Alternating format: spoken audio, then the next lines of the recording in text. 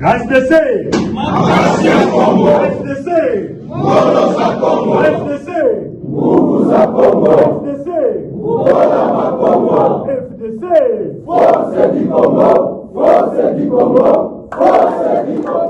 Déclaration politique. Nous, regroupement politique, alliance des forces démocratiques du Congo et alliés, suivons de très près la situation politique suivie des agitations de certains cadres et militants des partis politiques membres de l'Union sacrée de la Nation depuis notre accession à la tête de la province du Sud-Kivu. De prime abord, il s'est de noter qu'après avoir concédé la gestion d'autres provinces au regard des résultats réalisés au terme des élections du 20 décembre 2023, qui devraient nous faire revenir de droit, nous constatons malheureusement que certains dignitaires et alliés politiques de notre coalition sont en train de mettre en place des stratagèmes tendant à déstabiliser les institutions provinciales. Blocage devrait se liguer comme un seul homme pour préserver la stabilité de nos institutions, gage d'un développement harmonieux de notre province. Fort malheureusement, cet élan du développement, qui n'est qu'au début de sa matérialisation par le professeur Jean-Jacques Poussi, dans le strict respect de la vision du président de la République et chef de l'État, son Excellence Félix-Antoine Tshisekedi Tshilombo, se trouve menacé par des manœuvres tendancieuses actuellement observées dans les chefs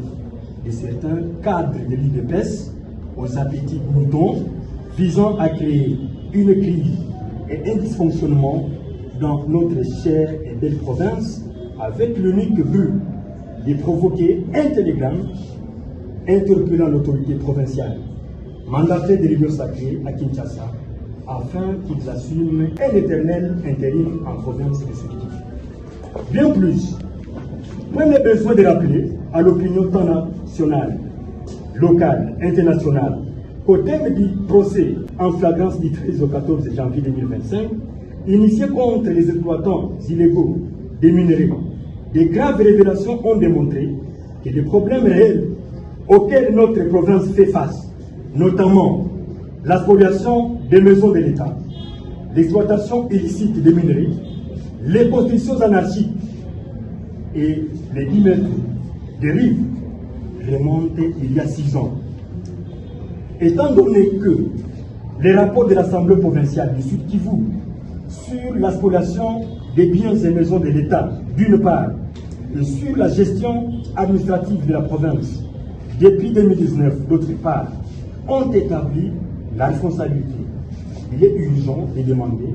les comptes aux gestionnaires de l'époque qui ont mis à genoux notre province. Réagissant à la sortie médiatique ratée de certains aigris instrumentalisés de l'UDPS et Sud-Kivu, ayant allégué des fausses et infondées déclarations de nature à ternir l'image de notre famille politique et de notre autorité morale et président national statutaire, le professeur Modeste Batulukwebo, nous tenons à fixer l'opinion que l'AFDC a, ne s'est jamais acharné contre la famille présidentielle. Et pour plus de précision, nous réaffirmons, aux côtés de nos députés provinciaux de l'AFDC à Sud-Kivu, qui se sont prononcés et qui ont donné une mise en garde sévère, et ceux qui s'attaquent contre la famille présidentielle à travers leur déclaration du 9 janvier 2025, l'indéfectible soutien de notre autorité morale et président statutaire du professeur Modeste Batulukwebo à la vision du président de la République, chef de l'État, avec qui il entretient des papiers de collaboration. Eu égard à ce qui précède, et tenant compte de toutes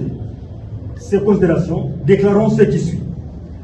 Réitérons notre indéfectible soutien au président de la République, chef de l'État, son Excellence Félix-Antoine Tshisekedi Tshilombo, qui s'est résolument engagé dans la lutte contre les antivaleurs sous toutes leurs formes, y compris la déstabilisation des institutions provinciales. Précisons à l'opinion locale, nationale et internationale que l'AFDC a et son autorité morale, président national statutaire,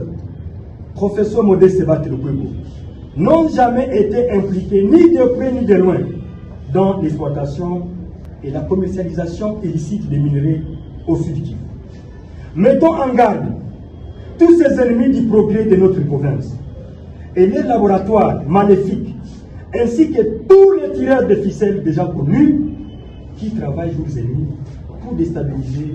les institutions provinciales. Soutenons et encourageons le gouvernement provincial et son gouverneur, son Excellence, Jean-Jacques Bouroussi, l'Assemblée provinciale, la société civile et la justice pour les efforts fournis et ceux en cours visant à redorer l'image de notre province longtemps ternie. Enfin, demandons à tous nos cadres, militantes et militants de la FDCA, Fédération du Sud Kivu, d'être toujours aux aguets pour faire face à toutes sortes de provocations d'où qu'elles viendront. Que vive la République démocratique du Congo et le chef de l'État, son Excellence Félix Antoine Tshisekedi Tshilombo. Que vive la FDC et son autorité morale, le président national statutaire, camarade professeur Modeste Sebatou Lukwebo. Que vive la province du Sud Kivu et son gouverneur, camarade Jean-Jacques Bouroussi. La FDC et alliés, Fédération du Sud Kivu, voir liste en annexe. La FDC, la FDC, la FDC, FDC, Force du Congo,